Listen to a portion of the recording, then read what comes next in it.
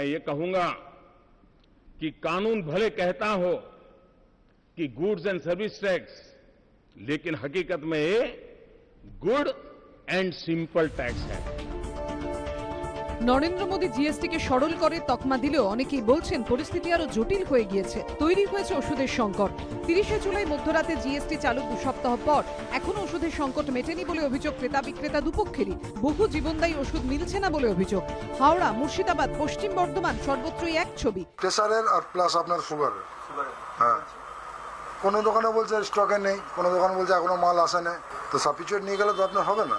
ধরুন আমার দরকার আছে রাম, তো আমি সামকে কেন নিয়ে যাবো? ব্যাপারটা ওটাই, ডাক্তার যেটা লিখেছে আমার সেটাই চাই। কিন্তু কেন এই সংকট? প্রস্তুতকারী সংস্থার কাছ থেকে ওষুধ কেনেন ডিলাররা, ডিলারদের থেকে ওষুধ নেন স্টকিস্টরা, স্টকিস্টদের থেকে ওষুধ পৌঁছয় দোকানে। বিক্রেতাদের দাবি জিএসটি কার্যকরী হওয়ার পর এখন সব ওষুধের দামই নতুন করে ঠিক হওয়ার কথা, কিন্তু অনেক জীবনদায়ী ওষুধেরই নয়া দাম ঠিক হয়নি। এর ফলে প্রস্তুতকারী সংস্থার কাছ থেকে ওষুধ পাচ্ছেন না ডিলাররা, যার জেরে টান পড়েছে ওষুধের যোগানে। জিএসটি লাগার পর ওষুধগুলো, অনেকগুলো ওষুধগুলো আগে থেকে আসছে না। এবার ডিস্ট্রিবিউটর ঘরে বা আমাদের ঘরে যা স্টকে রয়েছে সেটা নিয়ে আমাদের কাজ চালাতে হচ্ছে। তার মধ্যে অনেক কাস্টমার ফিরে যাচ্ছে। এক ছবি মুর্শিদাবাদেও, এখানেও একাধিক জীবনদায়ী ওষুধ মিলছে না বলে অভিযোগ। আমার নিয়মিত ওষুধ বলতে হার্ট, প্রেশার, সুগার এগুলো তো নিয়মিত খেতে হয়, এগুলো পাওয়া যাচ্ছে না। তারপরে অনেক জায়গায় খুঁজছি, সেটাও পাচ্ছি না। আমরাও কাস্টমারকে মাল দিতে পারছি না, কাস্টমার হ্যারাসমেন্ট হচ্ছে, কাস্টমার এসে এসে ঘুরে যাচ্ছে। এই সমস্যা, এই কতদিন চলবে কিছু হয়ে যাচ্ছে না। পশ্চিম বর্ধমানের দুর্গাপুরে ওষুধের আকাল।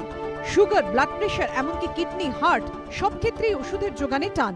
এই ছেলেকে ডাক্তার দেখিয়েছে, কালকে রাত্রিবেলা দেখিয়েছি, এখন তো বেনাচিটি বিভিন্ন জায়গায় ঘুরে বেড়াচ্ছি। এখন ইএনটি ডাক্তার ওষুধ লিখেছেন, কোনো দোকানে পাচ্ছি না। এই একটা টেনশনে আছি, প্রেশারের ওষুধও পাওয়া যাচ্ছে না। একটা টেনশনে কী পরিস্থিতি দাঁড়াবে জানি না। জিএসটি লাগোয়া যে 1 তারিখ থেকে করেছে, 1 তারিখ থেকে লাগোয়া করার ফলে হয়েছে কি, এবারেতে সবারই তো নতুন জিএসটির কোনো মাল এসে হাজির হয়নি। ডিস্ট্রিবিউটারদের ঘরে যা ছিল তারা পুরনো ডেটে ক্যাশ মেমো করে আমাদের আজ দিন 15 ধরে সাপ্লাই করছে, কিন্তু আজ 2-3 দিন হয়ে গেছে, কোনো মালপত্র আর পাওয়া যাচ্ছে না। ওষুধ ব্যবসায়ী থেকে সরবরাহকারী সকলেরই দাবি পরিস্থিতি স্বাভাবিক হতে আরো কয়েকদিন সময় লাগবে, কিন্তু ততদিন কি হবে? এ তো আর বিলাসিতার জিনিস নয়, ওষুধ বলে কথা। সুনীত হালদার, রাজীব চৌধুরী ও মনোজ বন্দ্যোপাধ্যায়ের রিপোর্ট, এবিপি আনন্দ।